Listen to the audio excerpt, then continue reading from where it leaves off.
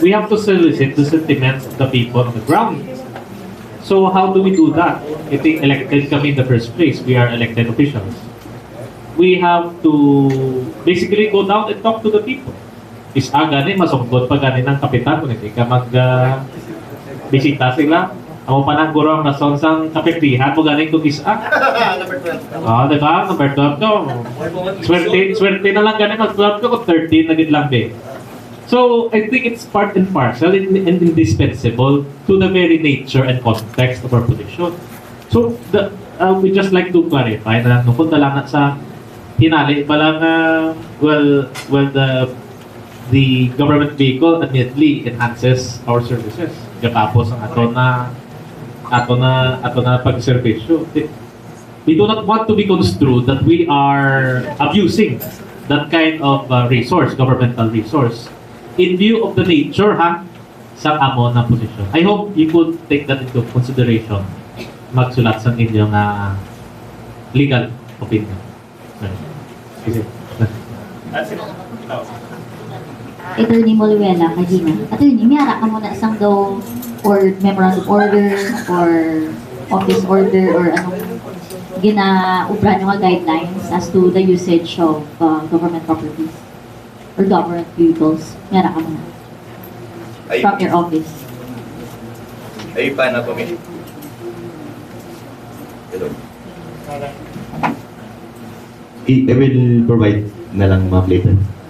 Pero as of the moment, may ara? Yes. Or i-provide na lang. Yes. I think I'll go back to the question bilang kagang sentiment man lang inabaldi na ni Councilor Nene nga as elected official daan mayara kami Saturday, Sunday amo na gani nga wala kita sang ang question ko lang about sa dulong sugat sa balay, does it apply tika di ba mayara kita sang sang appointed mayara sang elected, so does this rule apply to all elected official, like for example, including the mayor, vice mayor, councilors? The attorney, suggest so. Kaya ito lang sugat dulong sa balay. So our elected officials, does it apply to all elected officials?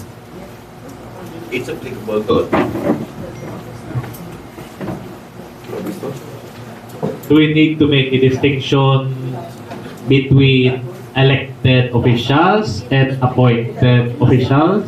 I don't think we need to have a distinction because it applies to elective or appointed.